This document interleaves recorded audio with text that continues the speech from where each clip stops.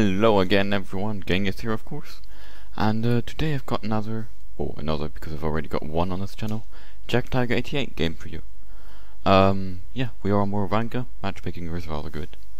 To talk about the JT88, personally for me it was my first premium tank. I got it before I ever had premium account, like a long time before I ever got premium account.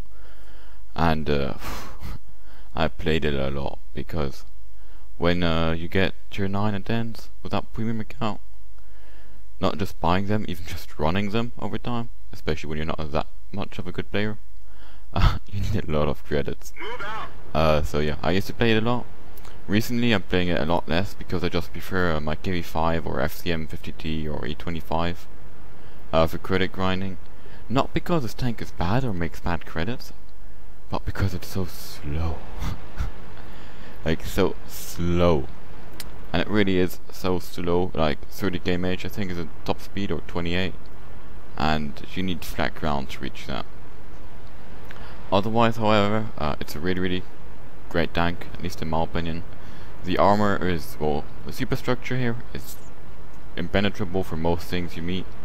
Tier 9s, if they shoot gold, or like some exceptions, for example the T30 or yeah, Object 704 might be able to penetrate it. However, the upper plate is good against like tier 7s. Against tier 8s with high penetration, like most heavies and TDs, it's a bit lacking though. But you also get very good gun depression, and well, the gun is great. Very accurate, very high rate of fire, very high DPM, with a lowish alpha, and decent penetration too. Especially considering you never meet anything else in tier 9s. Anyway, we are on Moravanka, and it's not really the best map for this tank, because although it's a TD, this tank doesn't like open maps. It doesn't have a lot of it doesn't have any camo. So it's basically made, in my opinion, for city maps where you can go hold down easily and the enemies just come to you, or you don't have to drive a lot to get to the enemies, you know? For example, like Himmelsdorf, going on the 8 road, the banana road, whatever you want to call it. Or just in general, ends going somewhere, going hold down, fighting a wreck. So that's what this tank is best for. Penetration, target acquired. But yeah, if you manage to get to the right positions, it's of course great in every map.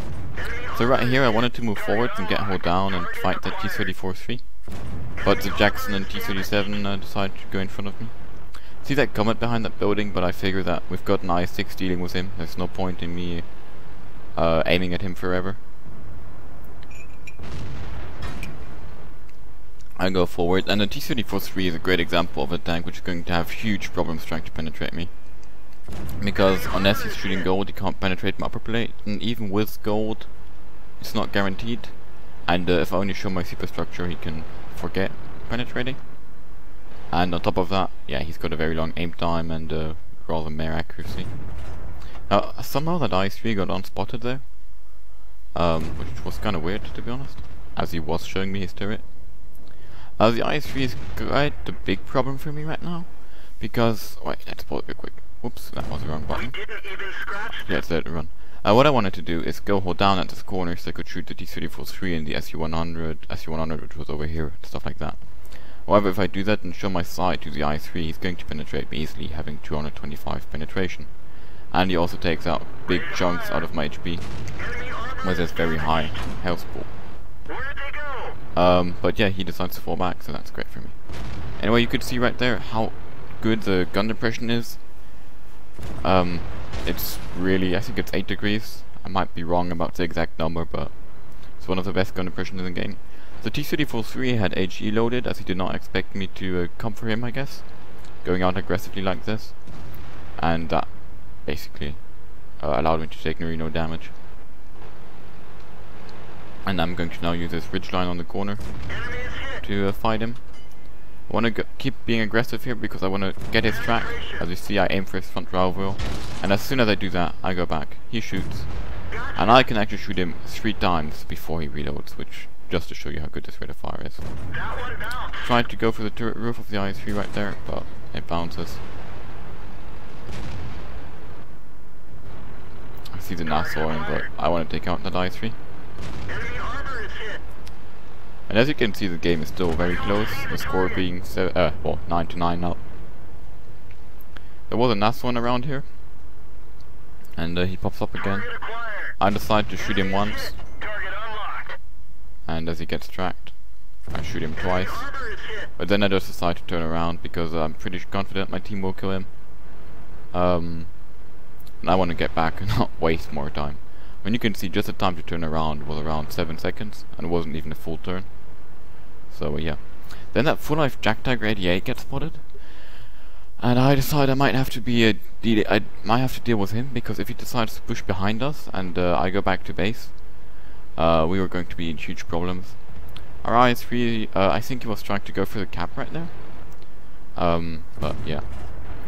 I wanted to destroy this building here, that's why I just shot the ground. The shot missed as I was on the move. But yeah, there we go. After destroying the building, I managed to spot him. We didn't penetrate their I'm loading APCR right here, because with AP I'm not going to be able to penetrate his upper plate. But he falls back, now only showing me a superstructure.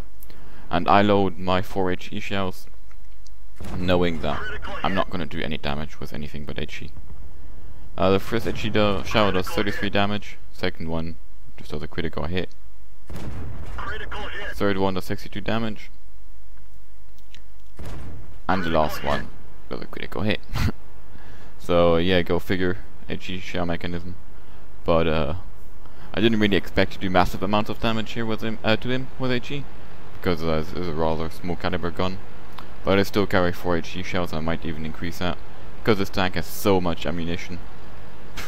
You know, might as well do it. It helps against, for example, hold on SDI, or hold on JT88, so stuff like that, which don't really have a lot of weak spots on top of the superstructure or turret, contrarily to like a T-34 where you can just shoot the cupola. Anyway, I'm going to go back to base, but then I figure that there's a Pershing and a Jack Panther like really in our base, so I might not be needed to go all the way back. I'm going to stay here in the middle. There's a couple ridge lines I can use, and I will be kind of in control of the battlefield, and I will be able also to get back to base in time in case they actually start capping it. Kind of a weird game right now. They have 4 tanks left, we have 4 tanks left. We control one side of the map, but they control the other, and the bases are kind of in between, like on the edges of the control zone of each of us. Penetration. Get a shot into the STA. He's a Tiger 2. Get a shot into him. He gets behind the building, so I start hunting for the STA again. Do a blind shot on the STA there, but pretty sure that one missed, to be honest. But you never know. Trying to look if I could somehow shoot the back of the Tiger 2 through the building pillars there. Take a snapshot at the STA as he gets respotted, but he doesn't hit either. And there I just shot in his general direction in case he was hiding behind some destructible cover, like a destructible building. Now we'll get shots on him thanks to that. Wanted to go for the Tiger 2, then I see him poke out there. Critical hit. I can only see his gun, and I know I won't do any damage to the tank, but it's always good to damage an enemy's gun, because, or even destroy it, because that will decrease the amount of damage you can do to you or your teammates. So yeah.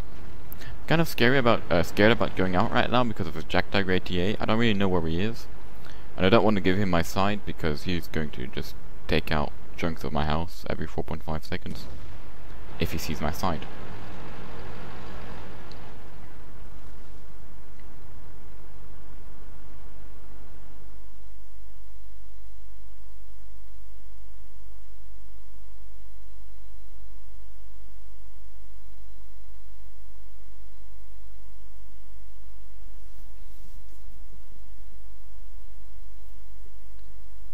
So yeah, with him being dealt with, this game is still far from won, it's in my opinion.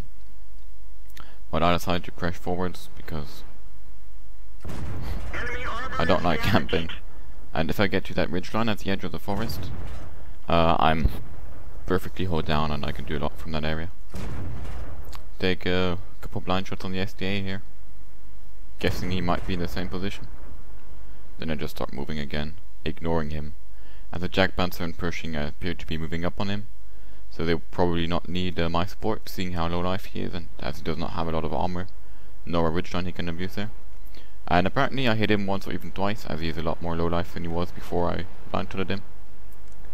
So that's good. I just decided to not turn around to him because it's going to take so long. And I want to pick up some more damage, or at least find out where the last enemy, which are still remaining, are. So yeah, the SDA does get destroyed. The Tigers took a hit there after the SDA was dead, so there still has to be an enemy somewhere. The Jack Panther is pinging over there. I don't really believe that there's an enemy there, it would kind of surprise me.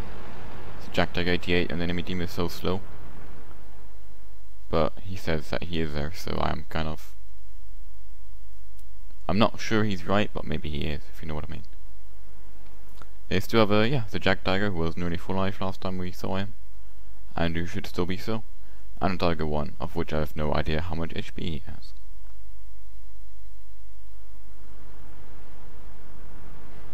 So as I don't find anything in this area, and the Pershing and I-6 are much faster and thus much better for checking out the corners of the map in this area, I just decide to go where the Jack Panther pinged earlier, and basically go back to where I came from.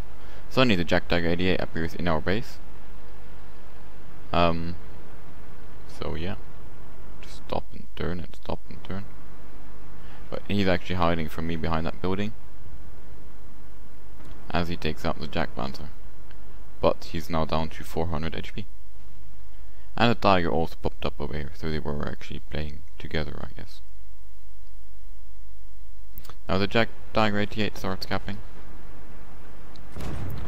And I just start destroying the buildings here in the gap, because I guess he would probably be hiding behind him if he's smart. And as soon as I've done that, I stop and start shooting him. I aim for the lower plate, I hit the upper plate on the first shot. Second one hits and bends. As you see, I loaded APCR as I wanted to secure the win here. I take a blind shot, but it misses, so he either moved or it just bounced. And then I destroy him, switch back to AP, and start driving towards Tiger 1.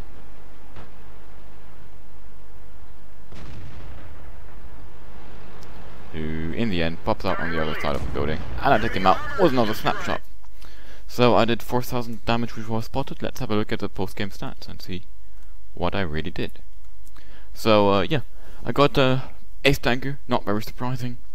I got first mark of excellence there, which I could have at least a second mark, maybe even a third mark on of this tank, but I would have to play it a lot more than I do. And I also got a high caliber, a steel wall, and a Confederate, which is rather nice. I ended up doing 4,832 damage, so I did 832 or 830 damage blind, which just shows you that blind shooting is a very good option, especially if you have a high rate of fire gun and the enemy just can't have moved at all, or even have been outside of your aim circle yet when you shoot him again. And also don't forget that you might have tracked an enemy or tracked him with your first blind shot. That's why it's sometimes worth it to shoot him a couple more times, especially, as I said, if you have a very high rate of fire and enough ammunition. You shouldn't be blind shooting all day with a patch, for example. But anyway, yeah, I shot 52 shots. I hit 34, just showing you, how much I was shooting blind and not even hitting stuff. But if out of 5 blind shots, 2 hit, or 3 hit, and 1 or 2 pen, well, it's great. You're doing damage. I ended up doing 4,832 damage. I received 11 hits, out of which only 4 penetrated, showing you just how good the armor of this tank is, especially in these kind of tier 8 matchmaking games. In tier 9 matchmaking, it's kind of worse because your upper plate can get bent by most tier 9s easily. And I blocked 2,000 damage with my armor, still being 800 HP or 1,000 HP when the game was over. I also did 2,000 damage upon detecting. I don't really remember where that was, but I probably tracked some enemies or spotted them. Duh. And I also drove nearly 3 kilometers, which, considering how incredibly slow this tank is pretty good. I earned 152,000 credits brutto, and nearly 124,000 I earned net, because the ammunition on this tank is so dirt cheap. I mean, I fired 52 shots, out of which 5 maybe were APCR, and I only paid 25,000 for ammunition. Basically, 1 AP shot does 240 damage if you penetrate, of course, and costs you 250 credits, and you'll make much more than that. And yeah, repair is also pretty cheap on this tank, costing me 3,400 for around a third of my HP. I hope you guys liked it and liked this video. I hope I could show you some stuff. How to go hold down, how to push, when to defend, etc. And yeah, maybe you will consider this tank. I mean, it really is an excellent money maker. There's just no way around it. It's one of the best money makers in the game, in my opinion. And it's a very powerful tank. The only disadvantage really is the speed, which, however, sometimes can be a huge disadvantage and make it a bit boring to play if you really want to grind a lot of credits in a short period of time. See you next time. Bye bye. Genghis here.